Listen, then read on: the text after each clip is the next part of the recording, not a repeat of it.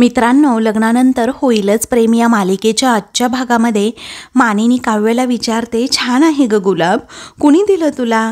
तेव्हा काव्य पटकन बोलून जाते, कोण देणार अजून, असं म्हणून ती पार्थचं नाव सांगणार. तितक्यातच आता गप्प बसते, कारण पार्थने आणि तिने ठरवलेलं असतं की अनिशाने हे गुलाब दिलंय असं सगळ्यांना सांगायचं. तेव्हा काव्याचा चेहराच पडतो आणि मग ती एकदम गप्प होते. मानिनी विचारते, काय ग, कुठे हरवलीस तू काव्या? तेव्हा काव्या म्हणते, काही नाही हो, अनिशाने दिलंय, मी आलेच हा, असं म्हणून आता लगेचच काव्या कपाटाकडे जाते. तेवढ्यातच अनिशाचा फोन येतो. मग मानिनी म्हणते, काव्या, अनिशाचा फोन येतोय बघ. मग आता लगेचच काव्या म्हणते की काकू तिला सांगाल का 10 मिनिटात कॉल करते, मी लगेचच येते हा 10 मिनिटामध्ये. मग त्यानंतर मानिनी लगेचच कॉल रिसीव करते आणि म्हणते, हॅलो हॅलो अनिशा, मी बोलतीये. तेव्हा अनिशा म्हणते, हो बोला ना काकू, काव्या कुठे आहे? तेव्हा ती फ्रेश व्हायला गेलीये, 10 मिनिटात येईलच असं मानिनी सांगते आणि ती नंतर करेल तुला कॉल. ठीक आहे असं आता अनिशा म्हणते. त्यावेळी ती फोन ठेवणार. तेवढ्यात मानिनी म्हणते, आणि अनिशा ऐक ना अगं, पुढच्या वेळी जेव्हा तू येशील ना तेव्हा मला सुद्धा एक गुलाबाचं फूल घेऊन ये हा. तेव्हा अनिशा म्हणते, सॉरी हा, मला काही कळलं नाही काकू. तेव्हा लगेचच मानिनी म्हणते, अगं तू एवढा सुंदर गुलाब काव्याला आज दिला ना म्हणून म्हटले. तेव्हा अनिशा विचारते, काय गुलाब? पण मी नाही दिला तिला गुलाब. हो, मे बी पार्थ जिजूने दिला असेल गुलाब, कारण पार्थ जिजू किती रोमॅन्टिक आहे तुम्हाला माहीतच आहेत ना. बरं काकू ऐका ना, काव्याला सांगा मी तिला नोट्ससाठी फोन केला होता. ओके बाय काकू, असं म्हणून ती आता फोन ठेवते. त्यानंतर आता मानिनी हो म्हणते आणि लगेचच फोन ठेवते. तेव्हा लगेचच मानिनी आता विचार करते की अरे बापरे, पार्थ कसा देऊ शकतो, कारण काव्या तर पार्थ बरोबर तिकडे गेली सुद्धा नव्हती आणि अनिशा सुद्धा म्हणते की मी ते गुलाब दिलं नव्हतं. मग नक्की हे गुलाब काव्याला कुणी दिलं असेल हा प्रश्न मानिनीला पडतो. तिच्या बॉयफ्रेंडने वगैरे दिलं नसेल ना, हे सारखं सारखं तिच्या मनात येत असतं. मग ती तो गुलाब तसाच त्या पुस्तकामध्ये ठेवते आणि तिच्या मनात शंकेची पाल सतत चुकचुकत असते. इकडे आता जीवा आपला काम करत बसलेला असतो. नंदिनी तितक्यात पाठीमागे येऊन उभी राहते आणि जीवाला असं काम करताना बघून खूप आनंद होतोय आज, असं ती मनात विचार करत असते. तेव्हा जीवा मागे वळून पाहतो आणि म्हणतो, अरे यार, तू कधी आलीस? बरं झालं आलीस हा, बस ना इथे 1 मिनिट. बघ ना, मी सगळा रिसर्च करतोय आणि काही नोट्ससुद्धा काढून ठेवले आहेत. त्याचबरोबर गव्हर्नमेंट पॉलिसी असतात ना, त्यासुद्धा चेक केल्या आहेत आणि माझे 2 मित्र आहेत ते सुद्धा खूप इंटरेस्टेड आहेत, त्यांच्याशी सुद्धा बोलून झाले. तुला सांगू का नंदिनी, मी खरंच खूप एक्सायटेड आहे अगं. मला असं वाटतं ना, या सगळ्याचा विचार मी अगोदरच का नाही केला. मला माहिती आहे खूप उशीर झालाय, पण आय नो ट्रेन अजूनही सुटलेली नाहीये. आता तू बघच, हे काम असं बेस्ट करून दाखवतो ना नंदिनी मी, तू तर बघतच राहशील.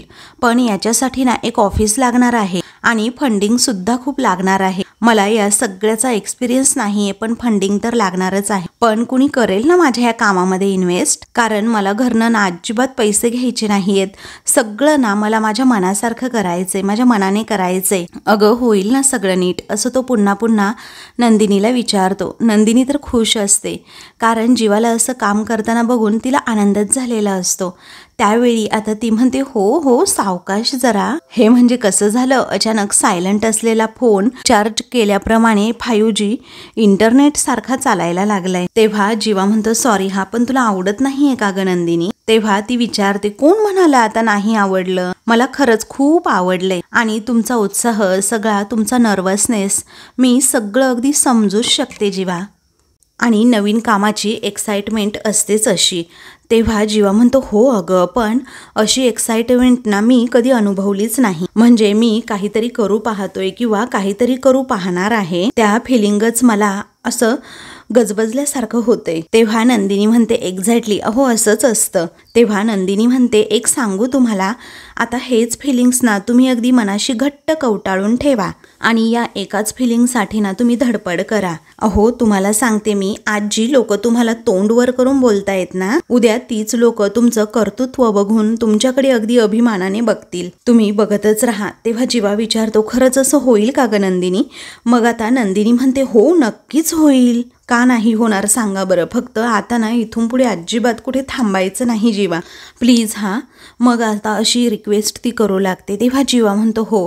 मग कुठलीही निगेटिव्हिटीसुद्धा मनात आणायची नाही असंही ती बजावून सांगते. मग आता ती म्हणते हे पहा, मी तुम्हाला सांगतेय, तुम्ही खूप मेहनत करताय आणि तुम्हाला यामध्ये ना यश नक्कीच येईल आणि तुमच्या ऑफिससाठी सुद्धा ना अगदी उत्तम जागा मिळेल तुम्हाला. जीवा आता उत्साहानेच म्हणतो यस, पॉझिटिव्ह, मला नक्कीच यश मिळणार, नक्कीच मिळणार असं म्हणून तो खुश होतो. कारण नंदिनीचं प्रोत्साहन देखील त्याला आता मिळालेलं असतं. मग त्यानंतर जीवा आता पुन्हा कामाला बसतो आणि नंदिनीला म्हणतो तुला सांगू नंदिनी, आपल्या आनंद निवास सारखी ना जागा मिळायला हवी. म्हणजे सुंदर असा बगीचा, एकदम शांतता, पुढे छान असा समुद्र. तुला सांगू का, स्वप्नवत वाटावी ना अशी वास्तू आहे आनंद निवास म्हणजे. तेव्हा नंदिनी आता त्याच्याकडे बघतच राहते आणि विचारते काय हो, तुम्ही काय म्हणालात, आपला आनंद निवास म्हणालात का? तेव्हा तो म्हणतो हो, आपलंच आनंद निवास असं म्हणून तो नंदिनीकडे आता बघतच राहतो. मग आता तो म्हणतो सॉरी हां, सॉरी, आय मीन ती जागा तुझी आहे. तेव्हा जीवा एवढं घाबरलेला पाहून नंदिनी आता हसू लागते आणि म्हणते अहो हो, ओके, चालतं ना, एवढा संकोच करण्यात काही आहे का एवढं त्यात? अहो तुम्हाला सांगू, आनंद निवास हे सगळ्यांचं आहे, डोंट वरी. आणि आनंद निवासमधला आनंद सुद्धा तुम्हीच आणून दिला होता. तेव्हा आता सगळ्या गोष्टी दोघांना आठवू लागतात की कशा प्रकारे बाप्पाची प्रतिष्ठापना, त्याचबरोबर विसर्जन असो, ही सगळी कार्य जीवाच्या हातूनच छानपैकी पार पडलेली असतात. मग पुढे आता नंदिनी म्हणते जीवा हे बघा, आनंद निवास आपलंच आहे आणि तुम्हाला सुद्धा ना आनंद निवास सारखी अगदी उत्तम जागा मिळेलच. मी ना खूप एक्सायटेड आहे जीवा, एक काम करूयात का आपण, तुम्ही जेवताना ना हा प्लॅन घरातील सगळ्यांना सांगा.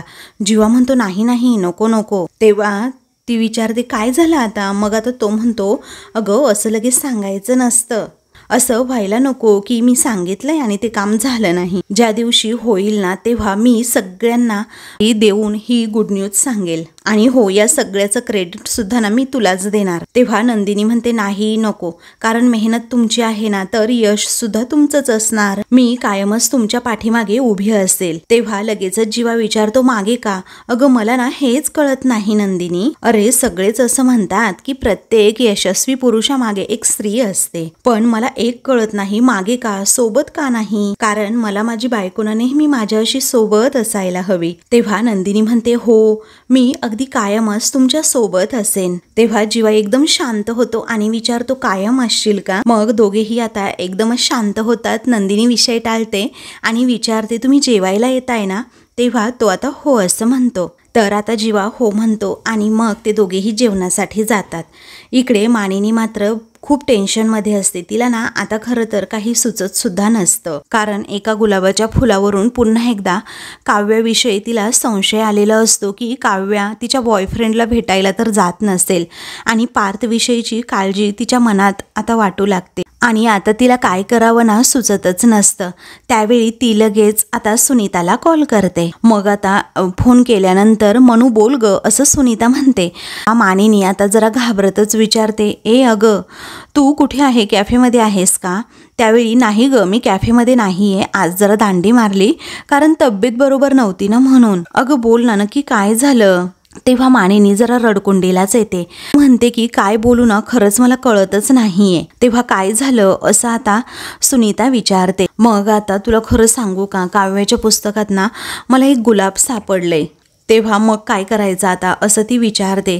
तेव्हा ते सुकलेलं गुलाब नव्हतं, ताजं ताजं गुलाब आहे असं मानिनी म्हणते. आणि मला काव्य म्हणाली की ते गुलाब ना तिच्या मैत्रिणीने म्हणजे अनिशाने दिलं आणि असं म्हणून ती जरा गडबडते. तेव्हा मनू काय झालं ग, पुढे सांग ना असं सुनीता म्हणते. मी अनिशाला विचारलं की तू काव्याला गुलाब दिलं होतं का, तर ती नाही म्हणाली. तेव्हा आता लगेचच सुनीता म्हणते हो ठीक आहे ना, मग जे दिसतंय त्यावरनं असं उगीच चुकीचे तर्कवितर्क नको ना लावून घेऊस. तेव्हा मानिनी म्हणते अगं सुनीता त्याचं काय एवढं, म्हणजे गैरसमज करून घेऊ नको, म्हणजे असं कसं बोलू शकतेस तू? तेव्हा लगेचच सुनीता म्हणते अगं हे माझं नाही तर तुझंच वाक्य आहे, तूच मला म्हणाली होतीस ना नीट लक्ष ठेवत जा. कोणाबद्दल काय विचार करतेस, काय बोलतेस. आता हे बघ मनू, ते गुलाबाचं फूल नक्की कुणी दिलंय ना हे आपल्याला चांगलंच माहीत आहे. पण कसं असतं ना ग मनू, या गोष्टी ना अगदी वेळेतच थांबल्या पाहिजेत. कारण काव्याशी आपल्या पार्थचं आयुष्य जोडलं गेलंय ग. आणि त्याला जर हे समजलं तर. तेव्हा मानिनी म्हणते नाही नाही, त्याला हे असं कळायला नको. कारण बिचारा ग माझा पार्थ आयुष्यातून उठेल ना. कारण असं काहीही होणार नाहीये. तेव्हा लगेचच आता सुनीता म्हणते ओके ओके अगं, काम डाऊन. मला जरा शांत विचार करून सांग, काव्य आता जे काही करतीये त्याचं नक्की काय करणार आहेस तू. तेव्हा मानिनी म्हणते मी तर तो विचारच नाही केला अजून. पण माझं मन सुद्धा मानायला तयारच नाहीये की काव्याचं बाहेर कुठे अफेअर असेल. अगं हे बघ ना, आता जे दिसतंय ते सत्य आहे. हे माझी बुद्धी, माझं डोकं मला सांगतंय, परंतु माझं मनच मान्य करायला तयार होत नाही ग. तेव्हा आता सुनीता म्हणते कारण तू खूप चांगली आहे सगळं मानिनी.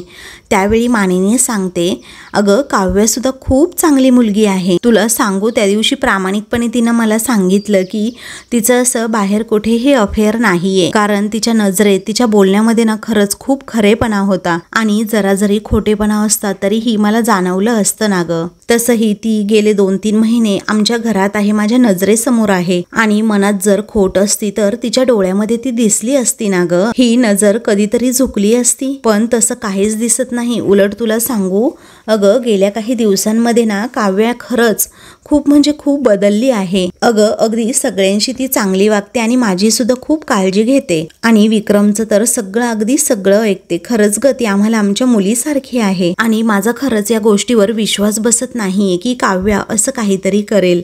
लगेचच आता सुनीता म्हणते मनू अगं रडू नकोस ना प्लीज. अगं ही आजकालची पिढी कशी आहे माहितीये, नजरेला नजर देऊन सुद्धा खोटं बोलत असते. अगदी लाय डिटेक्टरलाही त्या फेल करतात.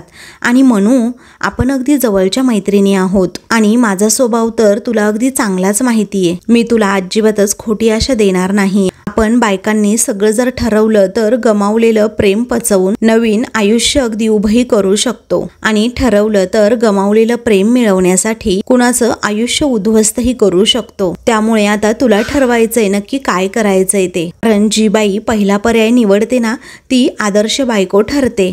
आणि जी दुसरा पर्याय निवडते ती अगदी घरसुद्धा उद्ध्वस्त करते. आता याहून जास्त मी तुला काहीच सांगणार नाही. कारण ना आता तुलाच ठरवायचंय नक्की काय करायचं आणि काय नाही. असं म्हणून ती आता लगेचच फोनसुद्धा ठेवते. तर दुसरीकडे पार्थ आता ऑफिसवरून घरी येतो. रूमचं दार उघडतो खरं, पण रूममध्ये सगळीकडे अगदी अंधार असतो. मग आता तो विचार करतो बाहेरच्या लाईट्स चालू आहेत, मग आतल्या का बंद आहेत. त्यानंतर तो आता समोर पाहतो तर तेथे आता टीपॉयवर खूप सुंदर असं फुलांचं डेकोरेशन केलेलं असतं. मंद असे दिवे लावलेले असतात. त्याचबरोबर लाल पाकळ्यांमध्ये एक छान असा बॉक्स ठेवलेला असतो. आणि पार्थच्या नजरेस हे पडतं. हळुवारपणे त्याची पावलं आपोआप पुढे येतात आणि त्यावर एक छान अशी चिठ्ठी सुद्धा लिहिलेली असते. तेव्हा तो ती चिठ्ठी हातात घेतो आणि वाचू लागतो. त्यावरती आर्किटेक्ट बोका हे फक्त तुमच्यासाठी असं काव्याने छान अशा हस्ताक्षरामध्ये लिहिलेलं असतं. पार्थ आता ते वाचतो आणि अगदी भारावूनच जातो. त्यानंतर पार्थ आता तो बॉक्स हातात घेतो. लगेचच आता ते बॉक्स तो उघडून पाहतो. त्यामध्ये कपल वॉच असतं. त्याचबरोबर जे घड्याळाची काच त्याची फुटलेली असते ती काव्याने अगदी दुरुस्त करून आणलेली असते आणि तेच सरप्राईज तिने पार्थला दिलेलं असतं. तेव्हा ते घड्याळ पाहून आता पार्थला खूप म्हणजे खूपच आनंद होतो आणि तो आता अगदी काव्याच्या स्वप्नांमध्ये हरवून जातो. तेवढ्यातच काव्या लाईट्स ऑन करते आणि पार्थकडे हळूच बघते. पार्थ देखील तेवढ्याच प्रेमाने काव्याकडे बघत असतो. काव्या हळूहळू पुढे येते आणि पार्थ शेजारी बसते. त्याच्या हातातून ते घड्याळ घेते. ती त्याला खुणावते आणि असा हात मागते. तेव्हा तो हात लगेचच पुढे करतो.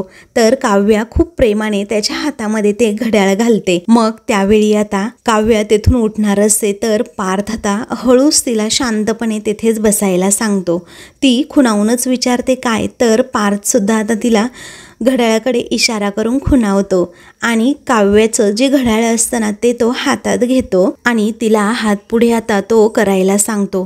तेव्हा काव्या लगेचच आता नकळतपणे पार्थच्या हातामध्ये हात देते. मग काव्याच्या हातात सुद्धा तितक्याच प्रेमाने तो ते घड्याळ घालतो आणि दोघेही एकमेकांकडे खूप म्हणजे खूप वेळ बघत राहतात. ते दोघेही ते अगदी स्मरणात ठेवतात. मग आता काही वेळानंतर आता ते दोघेही एकमेकांच्या हाताजवळ तो हात घेतात आणि त्या घड्याळांकडे पुन्हा एकदा पाहत राहतात. कारण ते ट्विन वॉचेस असतात आणि दोघांनी तेही घातलेले असतात. त्या दोघांनाही तितकाच आनंद झालेला असतो.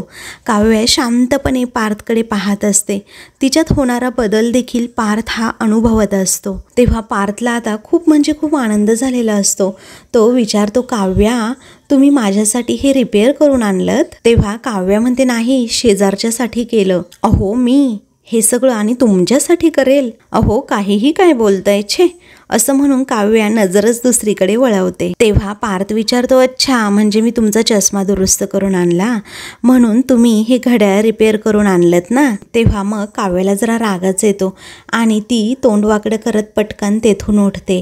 तर पार्थ म्हणतो, काव्या अहो तुम्ही खरंच खूप म्हणजे खूप चांगले आहात आणि खूप मायाळू सुद्धा आहात. अहो लोकांना फक्त बाहेरून तुमची चिडचिड दिसते, परंतु मनाने ना तुम्ही खरंच खूप म्हणजे खूप प्रेमळ आहात काव्या आणि खूप इमोशनल सुद्धा आहात. पण तुम्ही ना तुमच्या मनाभोवती एक प्रोटेक्टिव्ह शेड लावली आहे, त्या चिलखता टाईप. मग काव्या हळूच हसते. तेव्हा पार्थ म्हणतो, तुम्ही म्हणत असताना मी काव्य आहे काव्य आहे, पण तुम्हाला सांगू खरंच तुम्ही काव्या आहात. तुम्ही खरंच खूप चांगले आहात आणि अगदी माझ्यासाठी ना स्पेशलच आहात.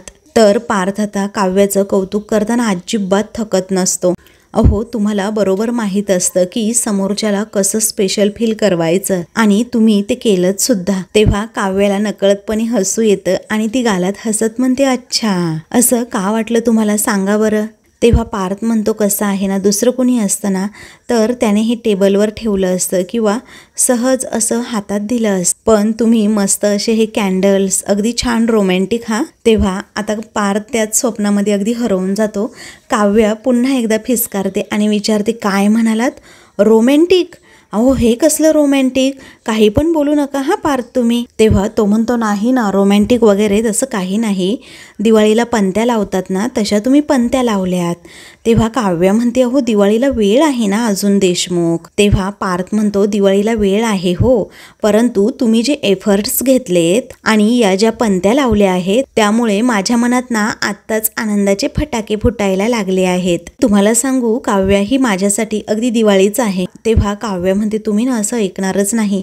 असं म्हणून ती जे डेकोरेशन केलेलं असतं ना ते अस्ताव्यस्त करणार, त्या पंत्या फुंकणार. तेवढ्यातच पार्थ म्हणतो, काव्या असू द्या ना, असं का करताय हो तुम्ही, प्लीज राहू द्या की, छान वाटतं ना, किती मस्त डेकोरेशन केलंय बरं तुम्ही हे. असं म्हणून आता अगदी त्याचा चेहराच पडतो. काव्या मग त्याच्याकडे बघतच राहते. तेव्हा तो आता लहान मुलासारखा अगदी रुसूनच बसतो. काव्या त्याच्याकडे बघून हसते आणि म्हणते, अवघड आहे बुवा आणि एक नंबरचे फिल्मी सुद्धा आहात तुम्ही. असं म्हणून ती आता पार्थचं मन राखण्यासाठी म्हणून लगेचच आपली बॅग घेऊन येते आणि त्यातून लायटर काढते. तेव्हा तो गाडीसारखा असतो पण पार्थला ते कळलेलंच नसतं, म्हणून तो रागात विचारतो, अहो आता रात्रीची तुम्हाला गाडी खेळायचा शौक आलाय का? तेव्हा ती लायटर आता चालवून दाखवते. मग आता पार्थ लगेचच विचारतो, ओ काव्या तुम्ही काय स्मोकिंग वगैरे करायला लागलात की काय? तेव्हा काव्या म्हणते, हो अहो रोज एक अख्खं बिडीचं बंडल लागतं मला, खरंच तुम्हाला माहीत नाही का? तेव्हा तो म्हणतो, छे तुम्ही असं कुठे कराल? मग काव्या विचारते, काय हो, स्मोकिंग हा एकच उपयोग आहे का या लायटरचा आणि दुसरे काहीच उपयोग नाही आहेत का? अहो सेफ्टी म्हणून मी ना नेहमी हे बॅगेत ठेवत असते. तेव्हा पार्थ हळूच म्हणतो की तुमच्यापासूनच लोकांना सेफ्टी हवी असते. तेव्हा पार्थ हसतो आणि म्हणतो, अहो IAS होणार आहात ना तुम्ही? तेव्हा काव्या म्हणते, अहो पण ते IAS वगैरे होणं सगळं बाहेर ना, पण घरामध्ये पार्थ देशमुख आहे ना त्यासाठी नको का? तेव्हा पार्थ आता हसतो. तर काव्या पुन्हा एकदा लायटर पेटवून त्या पंत्या व्यवस्थित चालू करते. तेव्हा ती म्हणते, अहो हे किचन आहे. तेव्हा आता पार्थ म्हणतो, काव्या तुम्ही ना आज मला खूप छान असं सरप्राईज दिलं. तुम्ही हे जे काही मला एफर्ट्स घेतलेत त्याचबरोबर कॅन्डल्स लावून मला सरप्राईज दिलं आणि हा जो माहोल तयार केलाय हा माझ्या अगदी कायमच लक्षात राहील. असं म्हणून तो तिच्याकडे आता खूप वेळ बघतच राहतो. तेव्हा काव्या लगेचच आता विषय टाळते आणि म्हणते चला चला जेवायला चला बरं आता, नाहीतर मग जेवायला उशीर अन झोपायला सुद्धा उशीर, मग पार्थ देशमुखांची गाढ झोप काही कंप्लीट होणार नाही. असं म्हणून ती आता चला असा इशारा सोडते आणि पुढे जाते. तेव्हा तो म्हणतो हो मी आलो ना आता फ्रेश होऊन. त्यानंतर काव्या आता पुन्हा मागे येते आणि म्हणते एक गोष्ट ना लक्षात ठेवायची, आज रात्री ना मी एक खूप इम्पॉर्टंट चॅप्टर लर्न करणार आहे. तेव्हा तो विचारतो मग मी काय करू. तेव्हा ती म्हणते एसीचा रिमोट अजिबात लपवून ठेवायचं नाही हां, मला सापडेल ना अशा ठिकाणी ठेवा प्लीज. असं म्हणून ती हात जोडते. तर पार्थ फक्त होला हो करतो आणि त्यानंतर विचारतो घोरायचं कसं करायचं. मग तो आवाज आला तर. तेव्हा ती म्हणते घोरलात ना तर मग बघा, अहो कपडे वाळत टाकल्यानंतर कपड्यांना जो चिमटा लावतात ना तो चिमटा ना मी तुमच्या नाकांनाच लावेन. आता चला बरं आवरून लवकर. असं म्हणून ती दार उघडून आता हॉलमध्ये जाते. तेव्हा पार्थ आता काव्याकडे बघतच राहतो आणि त्या घड्याळाकडे बघत म्हणतो I am feeling so lucky, कारण काव्यासारखी बायको मिळायला ना भाग्य लागतं. तर आता मित्रांनो पुढील भागामध्ये मानिनी काव्याला म्हणते की तुझी ही एक्झाम वगैरे झाली ना की तुझ्या सर्व मित्रमंडळींना एकदा घरी बोलव ना. तेव्हा काव्या म्हणते मला मित्रमैत्रीण नाही आहेत तसे, फक्त एक अनिशा आणि दुसरं.